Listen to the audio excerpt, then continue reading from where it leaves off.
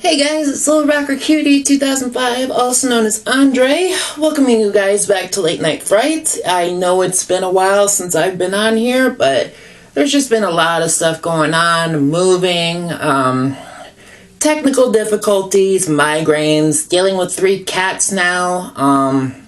That's pretty much been what's going on in my life lately. Mainly the technical stuff has been driving me mad, which is why I haven't been able to get a video up in a while, which sucks. But I am back with you guys, and I'm gonna stick to videos more often, even on my own channel. I'm gonna be doing more. But this week is a battle week, and I chose to do an original versus remake battle of the Texas Chainsaw Massacre. Now, the original was directed by Tobe Hooper, done in 1974, and is considered a cult classic.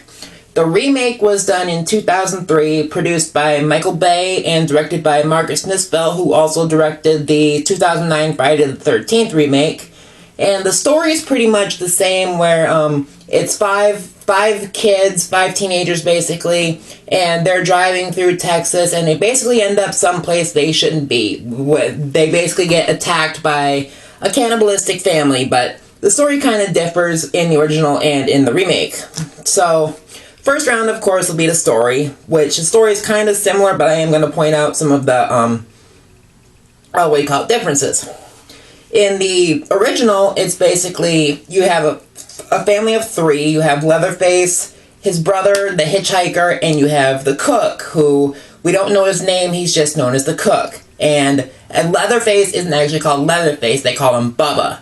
But it's basically them 3, and they basically kill off 4 of the 5 kids, and only 1 survives. And with the remake, it's pretty much a whole family led by the sheriff of the county that in Texas that these kids are in.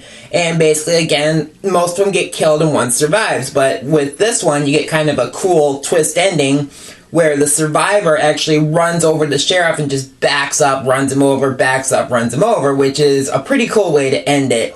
So round 1, I have to say, goes to the remake. Round 2, I have to go with casting. Let's see.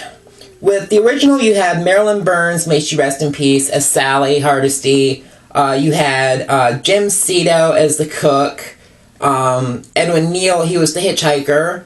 Gunnar Hansen as Leatherface, probably one of the best Leatherfaces in the franchise. And that was some pretty good casting.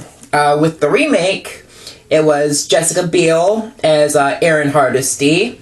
Erica Learson from Blair Witch 2. She played a character named Pepper. You had Arlie Ermey from Full Metal Jacket as the sheriff of the county they're in. So, round 2, the remake once again. Round 3, I'm gonna go with the kills. Now, with the original, the kills don't really have a lot of like gore or tons of like blood and guts to them. It's more of like what you don't see is worse than what you do see. So like when you see like the one girl put on the meat hook, you'll see like blood behind her and like a tub below her with blood in it, but you don't see any blood coming from her. And you get the 2 guys get whacked with sledgehammers, which the first one is pretty brutal because you hear the crack and the guy just starts convulsing like he's having a seizure, which that was really effective. I think the best kill out of all of them in this one is the wheelchair-bound Franklin. He was probably one of the most annoying characters I've ever seen in a horror movie, so when he died, I was just cheering.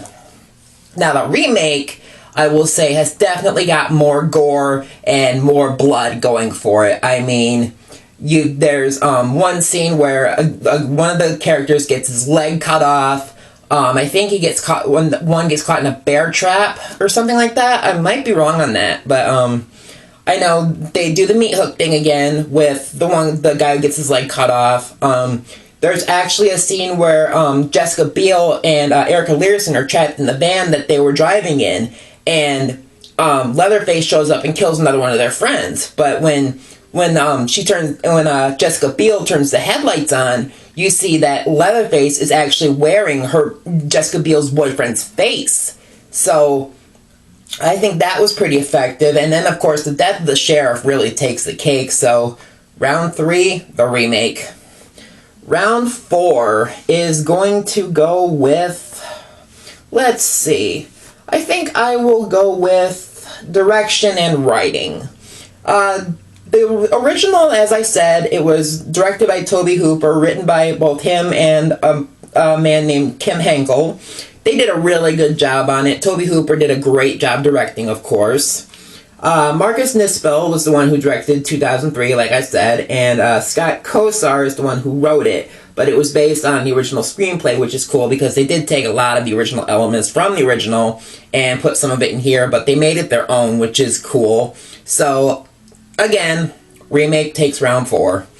Round 5, overall enjoyment. I gotta say, I enjoy both of these movies immensely.